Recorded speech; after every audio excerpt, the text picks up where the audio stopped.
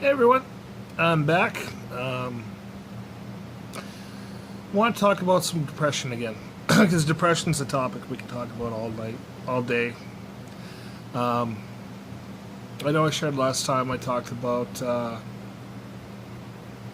my experiences that led me to depression, bullying, different traumatic experiences that happened in my life, and continued drug abuse.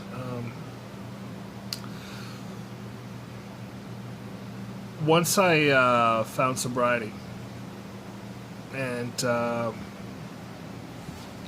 I had some time under my belt, I'd still get depressed.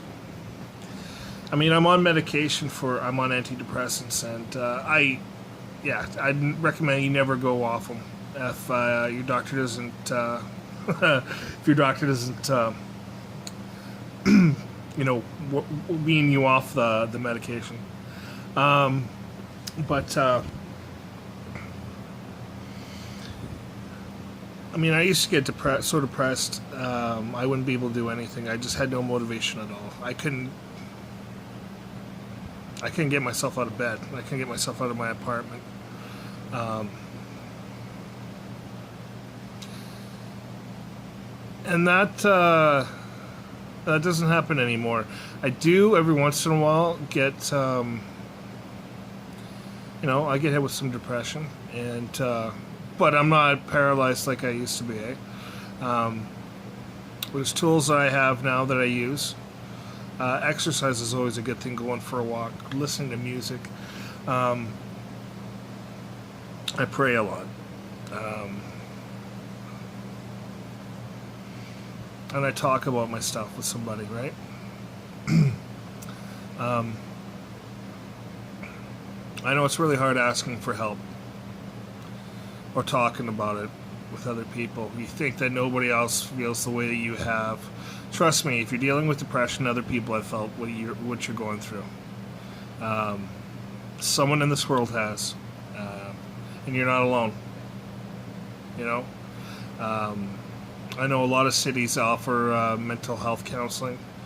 Um, I know if you work and you are a union, or a lot of employers have group policies where you can access mental health, whether it be counseling, psychiatrist, um, whatever that may be, maybe even drug and alcohol counseling, treatment. Um, so all those things are there. It's just taking that first step to doing it, eh?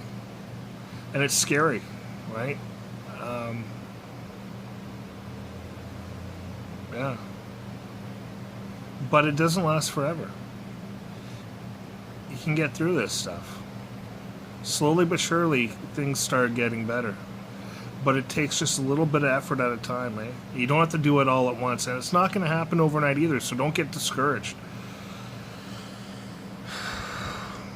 You know,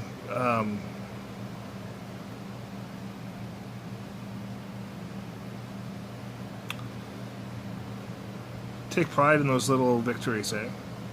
You know? Um, I mean, I wouldn't even be able to go out and visit with people. I didn't want to see anybody. I didn't want to talk to anybody. I was so tired of explaining what was wrong with me, like why I was feeling the way I did, you know. And it's hard to explain depression. It is. It's very hard to explain. Um, and for the most part, if you haven't had it, it's hard to empathize with somebody who, you know. Like for somebody that hasn't been depressed to come up to me and say, "I know how you feel." Well, no, you don't. Um, and the best thing for people that know that have friends or family that are struggling with depression is just be there for them. You know, that's all you can do. You can't, no matter how hard you try to make them happy or try to get them out of it. There's nothing you can do. That's something that they have to work on through their own. But they have to work on it. They have to go for help. You can't force them to do anything they don't want to do. Um, yeah. One of the big things for me was removing negative people from my life and toxic relationships from my life. Um, I, you know, I expressed myself best I could, and my feelings weren't respected and or taken seriously. So I had to end those friendships.